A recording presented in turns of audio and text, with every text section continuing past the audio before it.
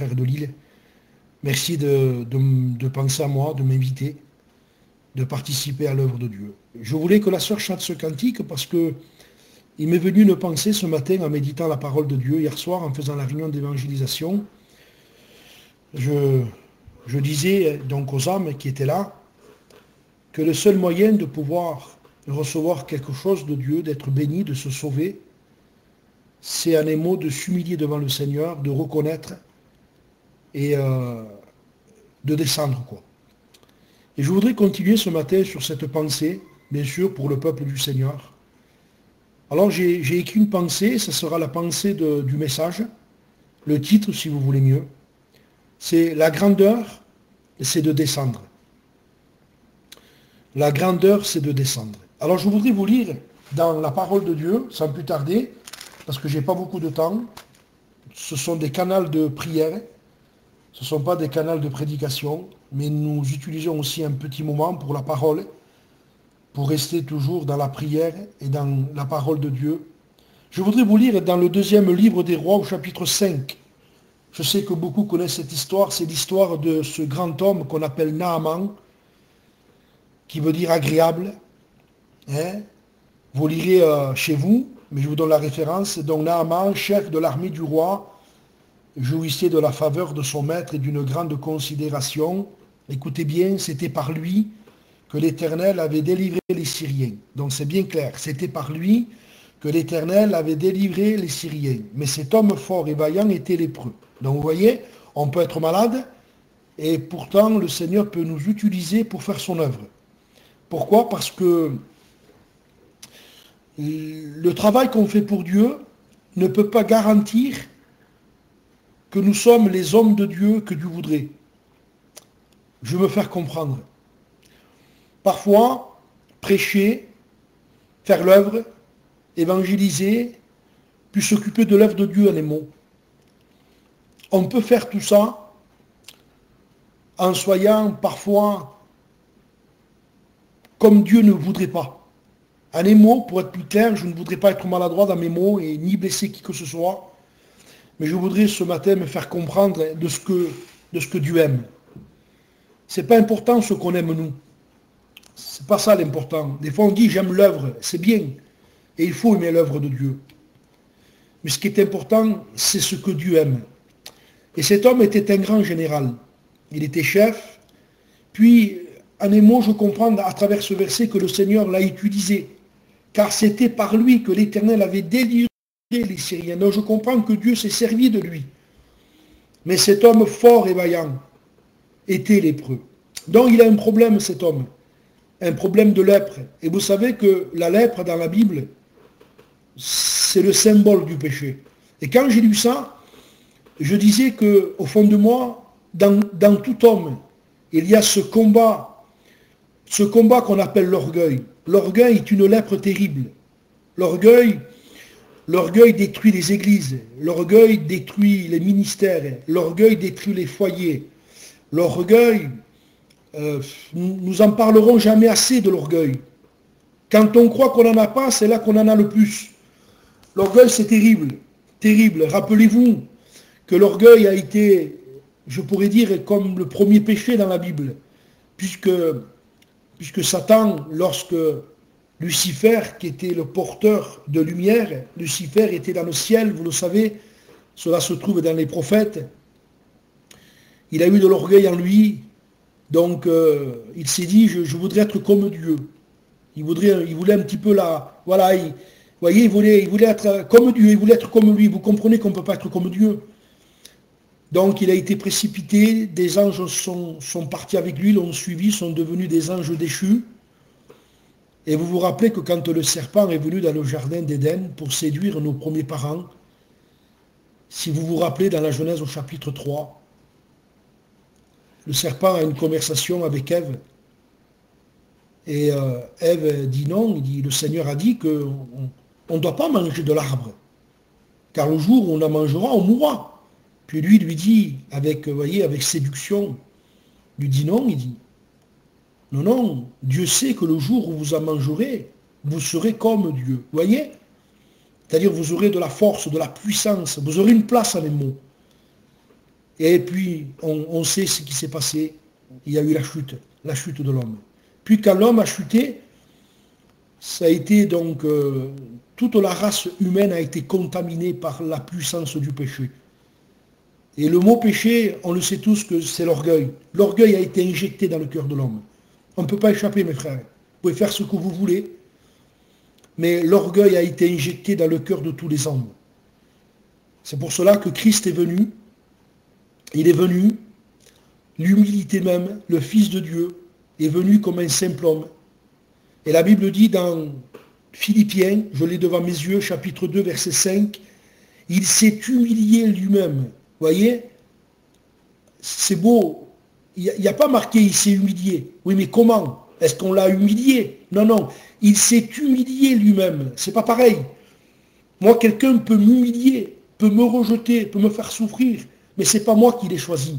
Là, le texte dit, il s'est humilié lui-même. Il s'est abaissé en prenant la forme d'un serviteur, devenant semblable aux hommes. Il est apparu comme un vrai homme. Il s'est humilié lui-même, se rendant obéissant. Ça veut dire que si nous souhaitons, nous désirons obéir à Dieu, l'obéissance va vous amener à l'humiliation. Il s'est humilié lui-même, se rendant obéissant jusqu'à la mort même, jusqu'à la mort de la croix. Et puis dans l'histoire que je vous relate dans le livre des rois, c'est un homme qui est lépreux. Il veut être guéri. La petite fille du pays d'Israël qui était là avait dit à la femme de Naaman, si mon maître, ton mari, irait là-bas en Israël, il saurait que là-bas il y a un prophète et qui pourrait le guérir de sa lèpre. Puis, on comprend que cet homme se décide, donc il prend son char, il prend ses chevaux, il prend certainement des serviteurs qui étaient là aussi, puisque c'est écrit un peu plus loin, et il part pour aller trouver Élisée. Il veut être guéri. Et je vous lis un petit peu au verset 9 comment ça se passe. Regardez, Naaman vient avec ses chevaux et son char. Vous voyez, on sent que c'est lui. Vous voyez, c'est lui, c'est le monsieur qui arrive. C'est monsieur Naaman. Et avec tout le respect que je vous dois, mes frères, des fois on ne se rend pas compte, mais on ne se prend pas pour n'importe qui. Vous voyez, on a une haute opinion de nous-mêmes parfois. Et c'était ça, Naaman. Il avait une haute opinion de lui-même. C'était monsieur Naaman. Il vient avec ses chevaux, avec son char. Il s'arrête à la porte de la maison d'Élisée. Puis il croit que Élisée va sortir. Il se dit, Naaman est là, le grand chef. Donc, voulant dire, il va venir vers moi. Il va se presser de venir vers moi. Puis Élisée, c'est ce qu'il ne fait pas. Il envoie simplement un messager et lui dit, va, lave-toi 7 fois dans le Jourdain. Ta chair deviendra saine et tu seras pur. Un simple message. Un très simple message. Puis Naaman fut irrité, il s'en alla et il dit, voici, je me disais, il sortira vers moi, se présentera lui-même, il invoquera le nom de l'Éternel, il agitera sa main sur la place et guérira le lépreux. Voyez? Et il dit, les fleuves de Damas, l'Abana, le Parpar, ne va-t-il pas mieux que tous les eaux d'Israël? Ne pourrais-je pas m'y laver là-bas et devenir pur? Il s'en retournait et partait avec fureur. Vous savez que le nom de ces fleuves, il y a une signification, je rappelais hier soir, c'est rapide. Et vous avez remarqué qu'on veut tout faire rapide aujourd'hui. On veut être béni rapidement. On veut devenir un homme de Dieu rapidement. On veut comprendre les choses de Dieu rapidement. Et justement, Dieu a une qualité que nous n'avons pas. C'est que Dieu, disait un jour un homme de Dieu, lui, il a le temps. Dieu a le temps. Dieu est patient. Et devenir un homme de Dieu rapidement, on ne peut pas devenir un homme de Dieu rapidement. Dieu travaille par son esprit, il nous travaille pour qu'on devienne des hommes spirituels, des hommes cassés, des hommes brisés. Je ne voudrais pas vous faire peur ce matin, mais Dieu veut briser la vie de tout homme de Dieu. Dieu veut briser, il veut nous briser. Jésus a été brisé, Jésus a été cassé. Il a plu à l'Éternel de le briser par la souffrance. Si nous voulons suivre ce chemin, nous voulons apporter la vie, nous voulons être des hommes spirituels, des hommes d'onction, des hommes de bénédiction, alors le Seigneur ne pourra pas faire autrement que de nous briser, de nous humilier, de nous casser. Pourquoi Dieu veut nous humilier? Parce qu'il sait qu'au fond de nous, il y a beaucoup d'orgueil. Et puis, Mon mot est là ce matin. C'est le mot du message. C'est, je vous lis, mais ses serviteurs s'approchèrent. Mon père, si le prophète avait demandé quelque chose de difficile, ne l'aurait pas pu faire. Combien plus dois-tu faire ce qu'il t'a dit? Lave-toi et tu seras pur. Et mon mot ce matin, c'est le verset 14. Il descendit alors. Dieu nous appelle à descendre, mes frères. Il veut qu'on descende. Il veut qu'on descende. J'ai une expression de la Bible. Jésus dit un jour à un homme qu'on appelle Zachée, hâte-toi de descendre. Fais vite, vite, vite fais, vite. Descends, Zachée, car il faut que je demeure aujourd'hui dans ta maison. Descends. Pourquoi? Parce que tu es trop haut. Et vous savez que le vertige vient toujours quand on est en haut, il ne vient jamais quand on est en bas. Toujours. En voulant dire, descends, Zachée, je ne peux pas te bénir, tu es trop haut. Tu es trop haut, tu es inaccessible. Il faut que tu descendes comme moi, je suis descendu. Moi, je descends, Zachée. Moi, je suis doux et humble de cœur. Tu es sur un arbre et tu es en train de regarder les gens de haut. Tu as trop une grande opinion de toi-même. Hâte-toi de descendre.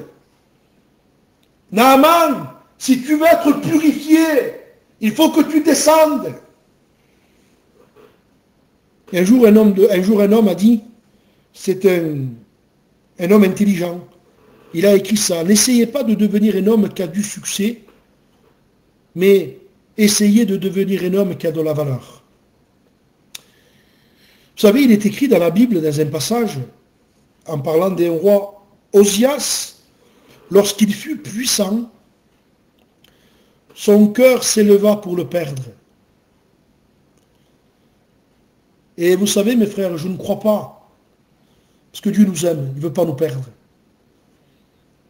Alors Dieu veut nous maintenir dans l'humilité. C'est pour ça qu'il dit dans un passage, je t'ai fait souffrir, je t'ai humilié, afin de t'apprendre. Voyez? Je t'ai fait souffrir, je t'ai humilié, afin de t'apprendre. Ça veut dire que quand on ne souffre pas et Dieu ne nous humilie pas, on n'apprend pas. Nous, vous croyez que je suis en train d'apprendre là en vous prêchant? Pas du tout. Je disais une fois, on n'apprend pas quand on prêche. Ce n'est pas en prêchant qu'on apprend. On apprend quand on souffre et que Dieu nous humilie. Je t'ai fait souffrir, je t'ai humilié afin de t'apprendre que l'homme ne vit pas de pain seulement, mais que l'homme vit de toute parole qui sort de la bouche de Dieu. Et si nous sommes les disciples, des disciples du Seigneur, c'est pour ça que parfois on ne comprend pas, mais pourquoi je souffre tant? Pourquoi tant de combats? Parce que Dieu est en train de vouloir nous raffiner, nous travailler. Parce que Dieu veut que nous lui ressemblons. Il veut qu'il y ait en nous cet esprit d'humilité, ce fruit de douceur, d'amour. Et on ne peut pas apprendre de l'humilité sans souffrir. On ne peut pas apprendre de l'humilité sans passer par cette école. On ne peut pas. Parce qu'au fond de notre cœur, il y a de l'orgueil. Il y en a. Regardez ce que disait un jour un homme de Dieu, il s'appelle André Muret. La connaissance du besoin que nous avons de l'humilité dépendra de la connaissance que vous avez de cette puissance infernale qui a pénétré nos cœurs, qui est l'orgueil. Je répète, la connaissance du besoin que nous avons de l'humilité dépendra de la connaissance que vous avez de cette puissance infernale qui a pénétré nos cœurs, l'orgueil. Je voudrais vous lire un texte dans le livre de Matthieu. Je lisais hier Matthieu, et ce texte m'a interpellé. Vous savez, dans le livre de Matthieu, chapitre 20, verset 1, vous savez que Matthieu 20, verset 1, c'est la parabole des ouvriers. Donc c'est le maître, il se lève, et il veut embaucher des ouvriers. Donc on comprend dans la parabole que le travail commence à 6 heures du matin, et il finit à 6 heures du soir. Donc le Seigneur embauche des hommes, à 6 heures du matin, ils vont travailler. Puis le maître sort, et il trouve des gens à 9 heures du matin. Il les embauche aussi. Et puis il convainc avec eux d'un denier par jour. Puis il en choisit à midi, et il leur dit, que faites-vous sur la place sans rien faire?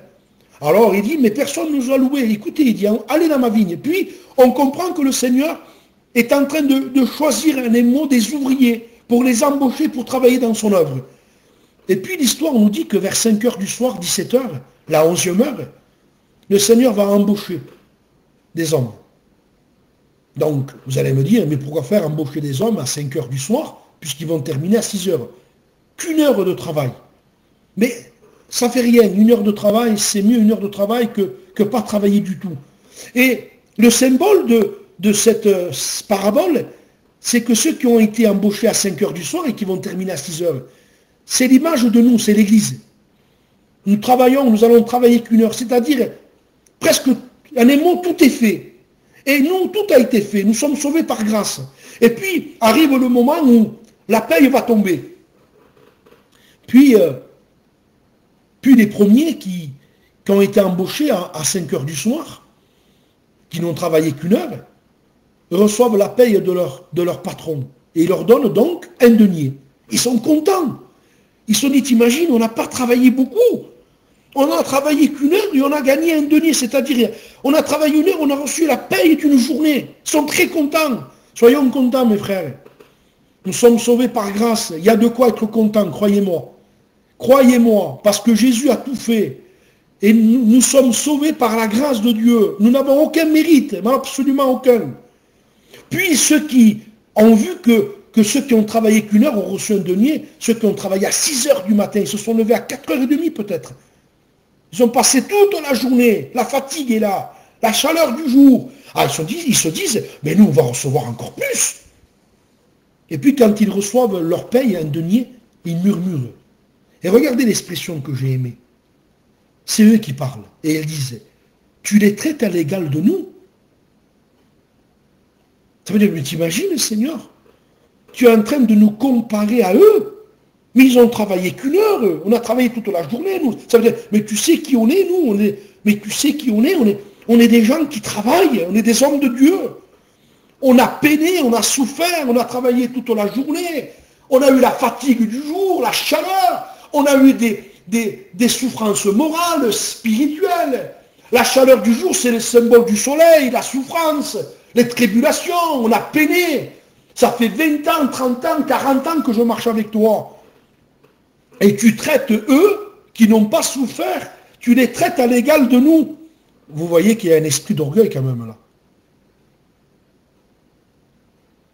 Et puis, le Seigneur fait comprendre que il est dit, écoutez, recevez, voilà, vous avez convenu avec moi d'un denier, bon, prenez ce qui vous revient, puis allez-vous-en. Et regardez encore ce passage que j'ai lu hier, je vais bientôt finir. Matthieu 20, verset 20, puisque hier je faisais ma lecture continue, et ça m'a aussi parlé.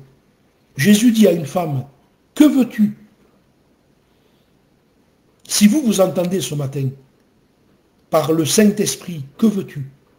Qu'est-ce que vous allez lui demander? Moi, si le Seigneur me dirait ce matin, que veux-tu? Mais je dirais, Seigneur, donne-moi un cœur pour t'aimer plus. Donne-moi davantage d'humilité. Seigneur, sauve mes enfants. Bénis ma maison, que ma maison t'aime. Seigneur, bénis mes frères. Que veux-tu? Seigneur, qu'on soit attaché à toi plus qu'hier. Seigneur, que notre amour soit encore plus grand que l'amour qu'on avait hier pour toi. Que veux-tu? Voilà ce que je demanderai à Dieu. Regardez cette femme. Que veux-tu? Lui dit le Seigneur. Elle dit que mes fils, Jacques et Jean. Ah bon? Ce sont tes fils? Ah oui, Seigneur, tu ne le savais pas? Eh oui, Jacques et Jean sont mes fils. Vous voyez, on sent qu'elle est fière, quoi. Mes fils, que voici, Seigneur, je voudrais qu'ils soient assis dans ton royaume, l'un à ta droite et l'autre à ta gauche. Jésus dit, vous ne savez ce que vous demandez.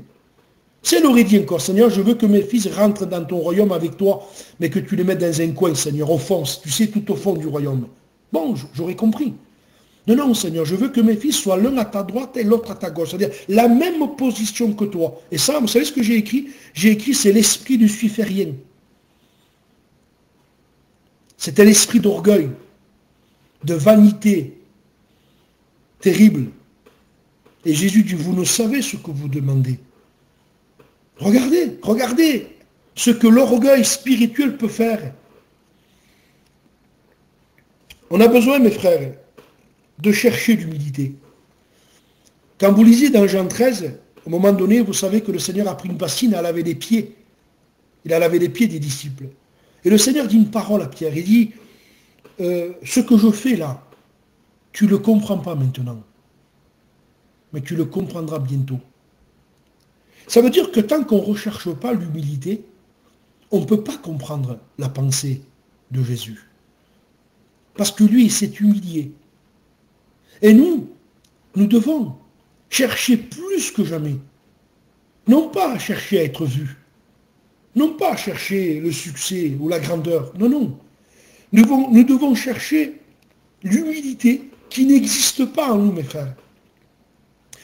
Non, non, on peut faire les petits, mais je ne parle pas de ça, moi. Je ne parle pas d'une fausse humilité. Je sais que mes frères qui m'écoutent prêcher, surtout les ministères, comprennent ce que je dis ce matin.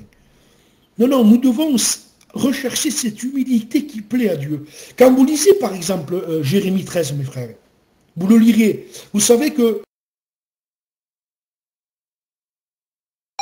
Jérémie 13, c'est la parabole de la ceinture qui est détériorée. Le Seigneur dit à Jérémie, prends la ceinture, va à l'Euphrate, tu la cacheras, tu la mettras dans la fente du rocher. Et puis Jérémie obéit. Il va prendre cette ceinture, il la met dans un endroit, il la cache. Et puis quelque temps après, le Seigneur dit, Jérémie, retourne, va chercher la ceinture. Il dit, oui Seigneur, j'y vais. Prie pas la ceinture. Regardez, je l'ai devant moi, je tourne les pages de ma Bible. Et quand il prend la ceinture, le texte dit que la ceinture était gâtée et elle n'était plus bonne à rien. Donc vous voyez, c'est des expressions fortes. La ceinture était gâtée et elle n'était plus bonne à rien. Et regardez ce que dit le Seigneur à Jérémie. La parole de l'Éternel fut adressée à Jérémie. Ainsi parle l'Éternel au verset 9. C'est ainsi que je détruirai l'orgueil de Juda et l'orgueil immense de Jérusalem. Pourtant, c'était un peuple que Dieu avait choisi. C'était un peuple que Dieu avait visité, mais à cause de l'orgueil, Dieu dit, je suis obligé de les détruire maintenant. Il y a trop d'orgueil, et je vois dans l'œuvre de Dieu, il y a trop d'orgueil. Un orgueil parfois qui est caché. Un orgueil caché, mais que Dieu connaît. Et nous, mes frères, notre combat, il est contre nous-mêmes. Nous voulons combattre l'orgueil. Comment combattre l'orgueil? En s'humiliant devant le Seigneur. Comment combattre l'orgueil? En s'humiliant devant nos frères. Regardez ce que j'ai écrit. L'humilité n'est pas de se désapprécier. Je ne parle pas d'une fausse humilité. Vous voyez, l'humilité n'est pas de se désapprécier, de se désapprouver ou de se diminuer. L'humilité n'est même pas de s'amoindrir. Et j'ai une référence biblique qui m'est venue dans le livre de Samuel. Quand à un moment donné le peuple est consterné, alors David dit que personne ne se décourage à cause de ce Philistin. Ton serviteur ira se battre. Voyez, si vous ne comprenez pas le message de la Bible, vous allez dire, il a de l'orgueil, lui. Non, pas du tout. L'orgueil n'est pas de se diminuer, l'orgueil n'est pas de s'écraser, l'orgueil n'est pas de se reculer, non, pas du tout. David est un homme de l'esprit, un homme rempli d'humilité. Il voit le peuple souffrir. Et il voit le peuple qui a peur. Et lui, dans son amour, il dit, écoute, j'irai me battre, moi. Et je combattrai cet homme, je le détruirai. Eliab est orgueilleux. Lui, par contre, il n'a pas dit qu'il irait se battre. Voyez, si vous ne connaissez pas le message de Dieu, vous voyez dans l'expression de David et l'attitude d'Eliab que l'humble, c'est Eliab. Lui, par contre, il ne dit rien, il ne parle pas, il est avec le peuple, il est là. Mais lui, il ne va pas combattre Goliath. Mais il ne va pas combattre Goliath, pas parce qu'il est humble, mais parce qu'il n'est pas un homme de Dieu, il n'a pas l'esprit de Dieu avec lui. D'ailleurs, c'est lui-même qui fera des problèmes à David. Et qui va dire à David, je connais ta malice, calomnie. Je connais ton orgueil, encore calomnie. C'était Eliab l'orgueilleux, le méchant. Mais David n'était pas orgueilleux, David aimait le peuple, et il était rempli de l'esprit. Et la preuve, c'est que Goliath est tombé devant lui. L'humilité, c'est la lucidité de soi. L'orgueil, c'est l'illusion. C'est se croire ce qu'on n'est pas. L'orgueil, c'est se croire ce qu'on n'est pas. Vous savez, je voudrais terminer, mes frères. L'autre fois, je rappelais ça. Vous savez pourquoi le mot narcissisme est venu? Quand on dit un homme narcissique, ça c'est les psychiatres qui emploient ce mot, les docteurs. Le narcissisme, être narcissique. Eh bien, j'ai appris dans l'histoire que c'était un homme qui s'appelait Narcisse. Et soi-disant que cet homme était très, très, très, très beau. Il était d'une beauté incroyable. Puis à l'époque, les miroirs n'existaient pas. Donc il ne connaissait pas sa beauté. Les gens lui disaient bien sûr qu'il était beau. Mais il ne s'était jamais vu. Puis un jour, l'histoire nous dit qu'il a traversé un fleuve. Et le fleuve, il a eu le malheur de se voir dans l'eau. Et vous savez que quand on se voit dans l'eau, et que l'eau est calme, on voit notre visage. Et cet homme s'est vu. Et il a vu qu'il était très très beau. Il s'est dit en lui-même, oh, je suis pas mal du tout. Et l'histoire dit qu'il s'est tellement regardé, qu'il est tombé dans le fleuve. Si vous voulez mieux, il est tombé dans sa propre image. Il s'est noyé dans son image. Et il ne savait pas nager. Et puis l'histoire dit qu'il est mort. Et c'est de cet homme-là, le nom Narcisse, qu'est né le mot, le narcissisme. C'est l'orgueil. C'est moi. Vous comprenez bien, frère, que sur le téléphone, je ne vais pas dire, c'est moi. Non, il faut que je fasse le humble. Mais Dieu sait nos cœurs. Alors c'est moi le plus beau, c'est moi. Vous vous rappelez, les disciples, lequel d'entre eux, ils avaient discuté en chemin de savoir lequel d'entre eux était le plus grand. C'est pas possible. Vous imaginez? C'est qui le plus grand? C'est moi, c'est Matthieu, c'est Cruz, c'est qui? Et Jésus, vous savez ce qu'il va faire? Il va prendre un petit enfant. Il va dire, c'est aucun de vous les plus grands. Le plus grand, c'est lui, un petit enfant qui a un cœur pur. Et Jésus dit, il faut que vous deveniez comme les petits enfants. Amen. Que Dieu nous accorde grâce. Plus je vais, mes frères, plus je découvre au fond de moi cette bête qu'est l'orgueil. Et vous savez, l'humilité, elle ne se dévoile pas devant le Seigneur. Il n'y a pas plus humble. Vous savez, quand on est devant Dieu, c'est facile d'être humble. Parce que Dieu, on ne le voit pas, il ne nous parle pas, il ne nous dit rien, il ne nous contrarie pas. Mais l'humilité, elle est devant les autres. L'humilité, elle est devant les autres. Le test de l'humilité, c'est les autres. Naaman a été purifié par un seul moyen. Il fallait qu'il descende. Et je termine, mes frères. Vous vous rappelez du pharisien? Comment il regardait les autres? Le pharisien dans l'évangile de Luc. Je jeûne 2 fois par semaine. Je donne la dîme de mes revenus. Et à un moment donné, il a un regard sur le publicain. Il dit, je te loue, Seigneur, de ce que je ne suis pas comme le reste des hommes et que je ne suis pas comme lui. Vous imaginez, mes frères, quel regard avait cet homme? Tout en servant Dieu. Quelle haute opinion de lui-même, quel orgueil. Vous savez ce que disait un homme de Dieu? Admirer les autres, c'était un signe de grandeur. Que c'est beau. Admirer les autres, c'est un signe de grandeur. Et c'est un signe de médiocrité que d'admirer les autres médiocrement. Et vous savez, quand j'explore, mes frères, mon cœur, le fond de mon cœur, et que je suis honnête avec moi-même, est-ce que je veux être honnête avec moi? Eh bien, je sais au fond de moi, mes frères, que parfois, il n'existe pas au fond de moi un péché que je ne pourrais pas commettre. Je sais qui je suis. Et j'ai besoin de l'Esprit de Dieu, de la grâce de Dieu. Jésus disait dans Matthieu, pourquoi vois-tu la paille qui est dans l'œil de ton frère et n'aperçois-tu pas la poutre qui est dans ton œil? Et parfois, chacun de nous, nous avons un regard qui vous savez, où on regarde que le mauvais de l'autre en un mot. On regarde que le mauvais du côté de l'autre. On oublie un peu ce qu'on est. Vous voyez, quand on parle un peu des autres, on grossit les choses. Et puis quand ça parle de nous, on diminue. Vous avez remarqué qu'on oublie facilement, quand on pêche, combien on oublie vite le mal qu'on fait. Mais quand les autres pêchent, font du mal, on a besoin, mes frères, d'être purs, d'être honnête, d'être humble, et de ne pas se croire de ce qu'on n'est pas. Moi, je crois que Naaman était un homme formidable. Il avait de l'orgueil. Et il a compris qu'il fallait qu'il descende. Et quand il a plongé dans le Jourdain, qui veut dire descendre, au bout de cette fois, il s'est relevé, il est devenu pur. Que Dieu nous accorde grâce. Que Dieu vous bénisse, mes frères. Que notre recherche soit l'humilité et à plaire à Dieu. Dieu vous bénisse. Je laisse la place à Cruz pour qu'il prie.